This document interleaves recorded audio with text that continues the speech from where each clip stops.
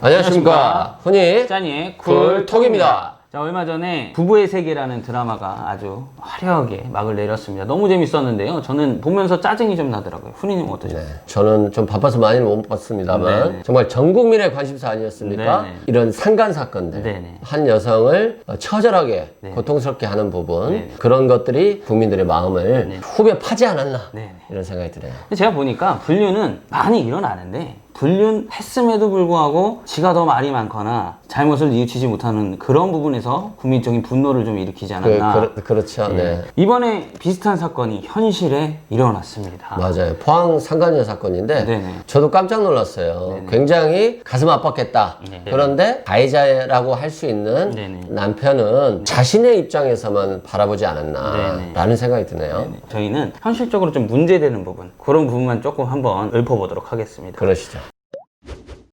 딸과 사이가 멀어졌다라는 얘기를 피해자 어머니가 맘카페에 올린 글인데 결혼 준비를 하면서 떨어져 있었다고 합니다. 네. 그러면서 여자가 생겼다고 얘기를 하고 있습니다. 남편이 네네. 2년 반 동안 교제했다고 하잖아요. 네네. 그러다가 이제 포항으로 내려간 것 같아요. 그렇죠. 포항에서 대기업을 다녔다고 하는데 네네. 이 여성은 파주에서 회사를 다녔다고 해요. 예, 예. 그 떨어진 기간 동안 남편이 네. 여성을 만난 거죠. 또 장모님 집에 놀러 갔을 때도 딸하고 각방을 썼답니다. 땀이 많다고 해서 각방을 썼다고 하더라고요. 말이 됩니까? 그게? 아니 땀이 많아서 각방을 쓸 거면 결혼을 왜 합니까? 혼자 살지. 자, 그래서 이런 모든 글들을 올라오다가 이제 너무 화가 나서 시어머니한테 얘기를 해봤다고 합니다. 시어머니는 자기 아들은 그럴 리가 없다. 증거가 없지 않느냐. 이런 식으로 오히려 자기 아들을 두드라는 그런 얘기를 했다고 하는데, 물론 이거는 장모님, 피해자의 어머니의 얘기일 뿐이지만, 자, 며칠 뒤에 어머님이 올린 거를 보고 당사자, 피해자가 네이트판에다가 글을 올리게 됩니다. 그래서 얼마나 화가 났으면 올렸겠습니까? 근데 내용을 보면 네네. 정말 황당합니다. 네네. 전세자금 대출을 받잖아요. 그렇죠. 결혼할 때는. 네네. 그러다 보니까 혼인신고를 먼저 한 것 같아요. 네네. 혼인신고를 차라리 늦게 했으면, 아예 안 했으면 그렇죠. 가족관계 등록부에 깨끗한 거 아닙니까? 그렇죠. 이 여성이 무슨 잘못이 있습니까? 결혼하자마자 남편 바람파서 바로 이혼했잖아요. 네네. 근데 이 여성이 정말 화가 났던 건 요런 데 있는 것 같아요. 제가 드린 혼수로 밥도 해 먹고 잠도 자는 등 네네. 결혼 3일 전까지도 상간녀는 제 신혼집에서 살았다는 거 아닙니까? 그러니까 황당하잖아요. 이 여성은 파주에 있잖아요. 파주에 있으니까 포항에 못 내려온 거잖아요. 네네. 근데 이 여성은 포항에 있으니까 자신의 남자친구 집에 간 거죠. 네. 그래가지고 피해 여성이 마련한 신혼 살림으로 자기가 먼저 산 거예요. 침대에서도 먼저 자보고 얼마나 화가 났겠어요. 저희는 허탈해서 헛웃음만 나오네요.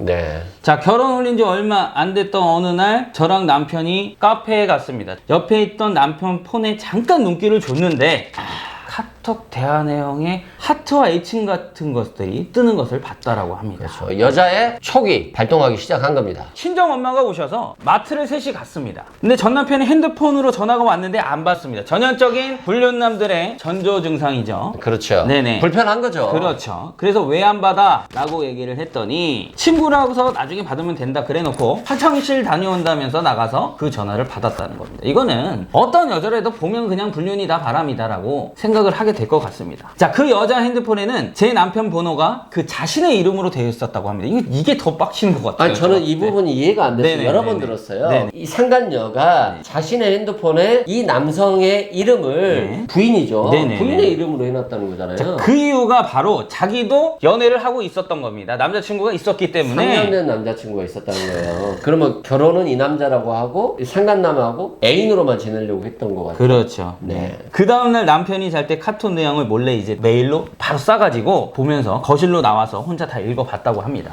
손발이 떨리고 피가 거꾸로 솟는 느낌이 났다고 하는데 저 같아도 아마 그랬을 것 같습니다. 그렇죠. 네네. 왜냐면 우리가 당사자가 아니어서 그러지 네네. 당사자 입장에서 보면 네네. 파주에서 결혼해서 포항까지 내려가서 네네. 아는 사람이 누가 있겠어요? 그렇죠. 시어머니, 시아버지하고 남편하고 시동생밖에 모르지? 파주하고 포항은 굉장히 많이 떨어져 있죠. 친구가 없는데 누구라고 얘기합니까? 네네. 그것도 자기 부인을 자기가 만나는 여자한테 개라고 합니다. 개. 상간녀한테는 우리 공주, 네네. 욕심쟁이, 여보 반신반용하고 나와. 네네. 도대체 뭐 부인 놔두고 왜 다른 여성이랑 여보라는 표현을 쓰죠? 그렇죠. 내 새끼들 혼수 잘 있네. 네네. 내 새끼들이 그 혼수예요, 혼수. 네네. 그 여성분이 피해 여성이 해왔던 혼수를 내 새끼라고 이 상간녀가 얘기를 하고 있습니다. 네네네. 이상한 게 또 하나 있는데 상간녀는 그 남자에게 부인하고 헤어지지 말라고 합니다. 일반적으로 상간녀들은 그렇습니다. 네네. 자신이 사랑하는 남성이 결혼을 했을 때 빨리 이혼할 것을 요구하거든요. 네네. 그러면서 자신을 더 사랑하는지를 네네. 계속 확인받고자 해요. 네네. 그리고 부부관계를 하는 거에 대해서 또 정신적으로 충격을 받는 게 그렇죠. 일반적이에요. 네. 근데 이 여성은 특이한 게 절대 부인이랑 헤어지지 마라. 그러니까 남자가 그런 거죠. 왜 자꾸 헤어지지 말래? 네네. 그러니까 이 여성이 요즘 유부녀들이 대화하는 내용을 보니까 네. 부부 사이는 남녀 관계가 아니다. 가족이다, 가족. 그리고 동료 관계다. 회사 동료 관계다. 그러니까 결론은 뭐냐면 사랑이 없는 거라는 거잖아요. 그렇죠. 네. 당신은 그 여성이랑 계속 살아. 나는 당신을 사랑할 거니까. 네네. 자신은 사랑하는 관계로 계속 있겠다는 거예요. 네네. 황당하지 않습니까? 그래서 12월 중순에 외도 사실을 알게 됐습니다. 이 여성이요. 그래서 친정 부모님께 말씀드릴 수가 없었다고 합니다. 또 부모님이 아시면은 가슴이 얼마나 무너지겠습니까? 그래서 결혼한 지 한 달 반 만에 이혼하면 쓰러지지는 않으실까 걱정이 돼서 얘기를 못하고 혼자 끙끙 앓아왔던 거고요. 12월 중순쯤에 시어머님 생신 자리에서 남편이 외도를 하고 있다고 말씀드렸더니 이 시어머니 말도 가관입니다. 증거를 본 게 아니니까 아직은 아들을 믿고 싶다고 얘기를 합니다. 그래서 남편은 증거가 담겨있는 핸드폰을 갖고 튑니다, 집으로. 그렇죠. 예, 일찔렸던 거죠. 네네네. 이미 확보해 놨는데 그렇죠. 거죠. 철딱선이 없는 거죠. 그러고 보니까 아들이 한 행동이 좀 이상하니까 약간 인정을 한 것 같아요. 이 시어머니도. 그러더니 이렇게 얘기를 했다고 합니다. 결혼 전에 뭔가 촉이 있으면 결혼을 왜 했느냐. 이런 아나무인적인 태도를 자식을 잘못 길러놓고. 그러니까 이 어머니가 이랬다는 거예요. 그 네네. 이후에도 며느라 네. 너 꼴 보기 싫다고 밥도 안 차려주는 거 아니지? 너의 폭탄 발언 때문에 최악의 생일이었어 네네. 라고 얘기를 했다는 거예요. 피해 여성은 4개월을 참고 버텼는데 네네. 불면증과 우울을 얻었고요. 네네. 이러다 죽겠다 싶어서 네네. 어머니에게 포항으로 와달라고 합니다. 새벽에 갑자기 포항으로 와달라고 하니까 이게 보통 일이 아니잖아요. 그렇죠. 얼마나 네네. 걱정했겠어요. 네네. 그래서 포항에 내려가서 짐을 싸서 네. 다시 파주로 올라간 것 같습니다. 네네. 그런데 연락도 하지 않던 남편한테 연락이 오죠. 그렇죠. 네, 남편이 어떻게 했는지 좀 얘기해 주시겠어요? 맘카페에 올린 글 뭐냐 도대체? 네네네. 자기만 괴롭히면 됐지 네네. 왜 그 여자와 우리 가족을 괴롭히냐 이거죠. 네네. 다 죽이겠다는 거냐, 돈도 다 주지 않았느냐 이렇게 하면서 말이죠. 네네. 이혼 소송을 진행하면서 돈을 좀 더 줬을지 모르겠습니다만 이 피해 여성이 얼마나 화가 났고 네. 어머니가 얼마나 화가 났겠어요. 그런데 이렇게 해서 이혼까지 했으면 네네. 인스타에 서로 만나고 다니면서 놀고 다니는 거 SNS에 올리면 되겠습니까? 안 되죠. 안 되죠? 네네. 상가녀 사생활 인스타 계정에 있는 스토리를 몇 번 봤다고 합니다. 그렇죠. 또 보게 되죠. 사람 심리라는 게 또. 네. 자, 상가녀가 흔적이 남는 걸 보고 자기 또 보란 듯이 또 프로필에 어정쩡 노노미라고 프로필에 남겨놨다라고 얘기합니다. 이놈식이. 네네. 그럼 보면은 얼쩡거리지 말라 이 네네네. 말이에요. 얼쩡노노? 네네네. 얼쩡거리지 말고 말하지 말고 꺼져 뭐 이런 거죠. 제가 말로 표현을 하기가 뭐했는데 훈이님 시원하게 얘기해 주시네. 죄송합니다. 아닙니다. 자, 그래서 이런 모든 글들이 맘카페에 올라와 있었습니다. 제가 좀 궁금한 게 있는데 이 여성분이 이 글에다가 저희 시아버지와 남편 모두 이름만 들으면 알 수 있는 기업에 다닌다. 시어머니는 시동생과 프랜차이즈 식당을 하고 있다. 그리고 내연녀는 꽃집을 하고 있으며 나이는 저보다 많다. 이렇게 이야기를 하고 있는데 요게 뭔가 신상을 털었다라는 느낌은 저는 모르겠거든요. 요걸로 처벌을 받을 수가 있을까요? 일단 이 글들의 내용을 보면 네네. 남편이 이런 간통을 하고 바람을 피웠고 이 남편의 나쁜 짓에 대해서 다 적어놓은 거 아니겠습니까? 네네네. 그렇다면 명예가 훼손될 수 있잖아요. 그렇죠. SNS니까 정보통신망법이 적용되는데 네네. 그런데 정작 이 남자가 누군지 모르면 네네네. 명예훼손이 안 되죠. 그렇죠? 네네. 예를 들어 시아버지와 남편 모두 이름만 들으면 알 수 있는 기업에 다닌다. 포항에서 가장 유명한 대기업이 포항제철이니까 뭐 포항제철 다닐 수도 있겠죠? 네, 아닐 수도 있고요. 아닐 수도 있고요. 네네네. 포항제철에 다니는 사람들이 몇 명입니까? 엄청 그렇죠. 많잖아요. 많습니다. 누구지 알 수 없죠. 특정이 안 됐죠.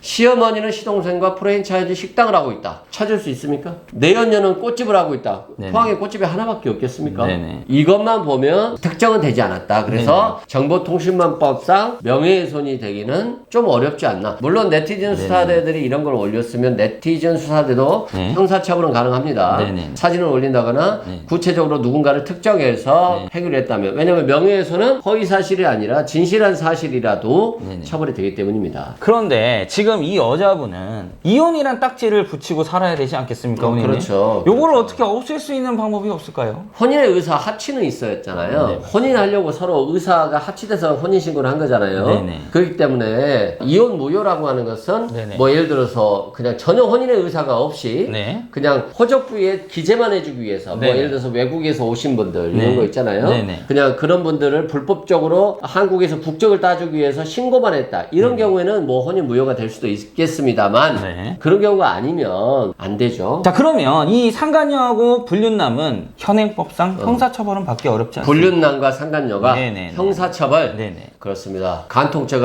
폐지됐습니다. 네네. 그렇기 때문에 간통, 상간녀, 상간남을 네네. 처벌할 수 없습니다. 다만 최근에 이런 형사처벌이 안 된다 보니까 상간녀나 상간남을 상대로 한 위자료 청구 소송, 손해배상 청구 소송은 굉장히 활발하게 이루어지고 있습니다. 네네. 그럼 금액은 한 어느 정도 될까요?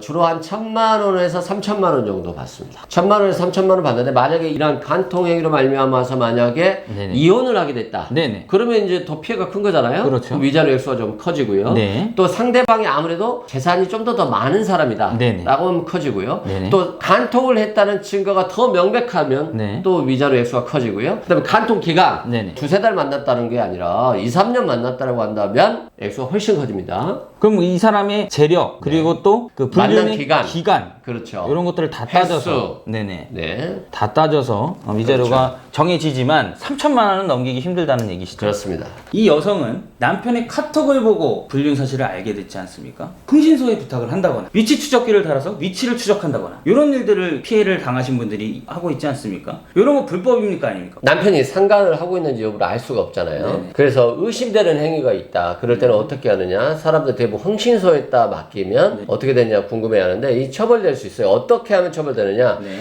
흥신소에다 맡기면 상대의 차량에 위치 추적기를 달 수 있거든요. 네. 그러면 이 위치 추적기가 바로 위치정보보호법 위반이고요. 네. 또 예를 들어서 상대 여성 또는 상대 남성의 전화번호만 알고 있다. 네. 근데 이게 집이라든가 주소라든가 다 알고 싶을 거 아니에요? 네. 이랬을 때 통신사에다 부탁해서 불법적으로 확인하는 경우가 있어요. 네. 그런데 상간녀를 상대로 한 또 상간남을 상대로 한 소송을 하면 법원에서 보정명령이 나와요. 그래서 핸드폰 번호만 알고 있어도 법원을 통해서 사실조회를 하면 상대방의 인적사항을 확인할 수 있기 때문에 굳이 할 필요가 없다. 그리고 통신비밀보호법이 이제 문제가 되는데 우리 배우자랑 대화하다 보면 대화하는 과정에서 상간한 사실을 인정하는 경우가 있거든요. 그럼 이걸 녹음을 해야 됩니다. 근데 녹음하는 것도 법적 효력이 있느냐? 실제 있고요. 다른 사람들이 대화하는 내용을 식당에다가 녹음기를 이렇게 달아놓는다. 그걸 녹음한다. 이건 이제 불법이지만 대화하는 상대방과의 관계에 있어서의 녹음은 상관이 없습니다. 증거로 사용할 수 있습니다. 요 점을 여러분들이 좀 유념하셨으면 좋겠습니다. 몰래 녹음을 하는 건 불법이지만 대화하는 사람과의 녹음은 불법이 아니다. 이렇게 말씀해 주셨고요. 오늘 네네. 이렇게 한 여성이 고통스러운 상황을 봤잖아요. 네. 그 네. 남성은 다른 여성을 좋아했다면 결혼 안 했어야죠. 네. 파혼을 했어야죠. 왜 네네. 결혼까지 갑니까? 네네. 이혼을 당연히 당해야 되는 것이고 네. 또 위자료, 네. 재산 분할이 있어서 결혼한 기간이 얼마 안 되다 보니까 재산 분할이 특히 많지는 않을 것 같고요. 맞습니다. 위자료 부분일 것 같고요. 상간녀를 상대로 하던 경우도 위자료 청구가 가능하다는 거 네네. 명심하시고요. 네네. 힘든 과정이지만 이겨내길 바라겠습니다. 네, 이 상간녀와 불륜남 이런 사람들이 다 없어졌으면 좋겠습니다. 저희 훈이짠이도 이런 내용들을 법적으로 많이 다뤄보도록 하겠습니다. 자, 지금까지 훈이 짠이의 굴톡이었습니다. 굴톡이었습니다. 좋아요. 구독 꾹 꾹 눌러주십시오. 네, 감사합니다.